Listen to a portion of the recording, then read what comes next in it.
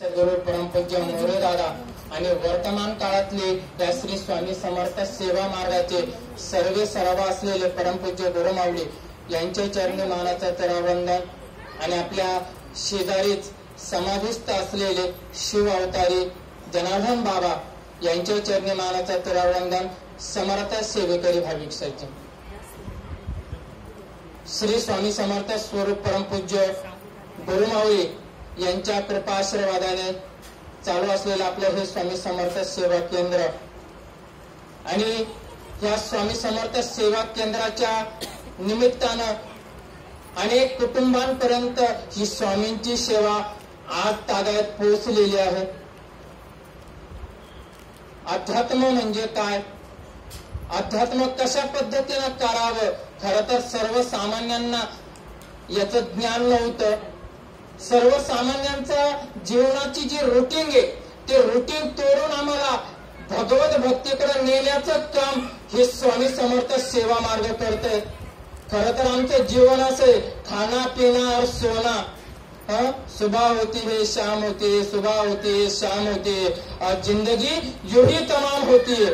आणि नंतर याच्या पुढे जाऊन त्याच्यावर एक असा विचारांचा पगडा बसलेला आहे, हे जीवन म्हणजे हम पाण्याचा बुडबुडा आहे, ही मिळालेली माती आहे, ही माती एक दिवस या मातीत मिसळणार आहे आणि यानंतर काहीच नाहीये अशी सांगणारी एक विचारधारा या समाजामध्ये आपल्याला बघायला मिळते। मग आता जर या जीवनानंतर काही नसेलच मग काय करावं, मग फार सुंदर त्याच्यावर आहे ना तर्क मांडला जातो, जवळ आहे तरुण त्यावर घ्या मजा करून, एकदा मेलं तर मग जाऊन फुकून टाकतील पुरून। अरे बापरे, कधी कधी त्यांच्या त्या विचारांना असं वाटतं खरोखर यांना बौद्धिक दारिद्र्य आलेले।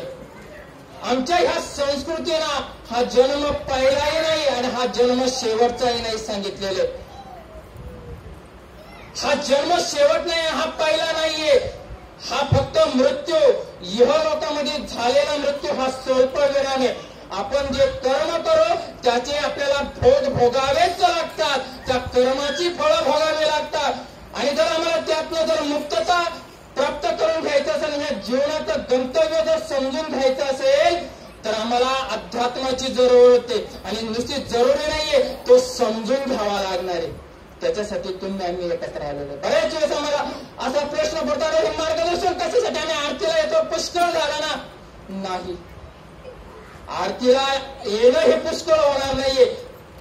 आपल्याला जी भक्ती तुमच्या अंतःकरणामध्ये निर्माण झालेली, जो भाव निर्माण झालेला हा अखंड तेवत ठेवावा लागणार आहे आणि हे तेवत ठेवण्यासाठी आपल्याला ना विचारांची, चांगल्या विचारांची, मार्गदर्शनाची, ज्ञानाची गरज आहे। आणि खरं तर या आरतीच्या माध्यमातून दोन काम आपले साधले जातात, ज्याला अध्यात्मामध्ये अनन्य साधारण असं महत्व। एक म्हणजे सत्संग घडतो, संत संगती दे सदा, जे तुकाराम महाराजांनी म्हटलेले, देवा जर द्यायचं असेल ना, न लगे मुक्ती धन संपदा, संत संगती दे सदा। आमचा सत्संगाचा लाभ होतो। आणि दुसरं म्हणजे जीवनाला, माझ्या जीवनाला पवित्र करून टाकणारं, जीवन प्रकाशमान करून टाकणारं, अंधारातून प्रकाशाकडे नेणारं, मृत्यूतून अमृतत्वाकडे नेणारं, ते म्हणजे तो ज्ञानयज्ञ सोहळा। ते मार्गदर्शन रूपी ज्ञानयज्ञ आपण करत असतो आणि त्याच्यामध्ये तुम्ही आम्ही सहभागी झालेले। खरं तर भगवंत समोर होते, भगवान श्रीकृष्ण, गीतेमधला प्रसंग मला आठवतो आणि तो सांगावाचा वाटतो। खरोखर ज्ञानाची गरज आहे का? अहो, स्वतः जगाचा मालक तो परमात्मा भगवान श्रीकृष्ण म्हणताय अर्जुनाला, अर्जुना जर तुला मुक्त व्हायचं असेल, मी तुझ्या सोबत आहे, पण तुला सोबत असून चालणार नाही, तुला मला जाणून घ्यावं लागेल।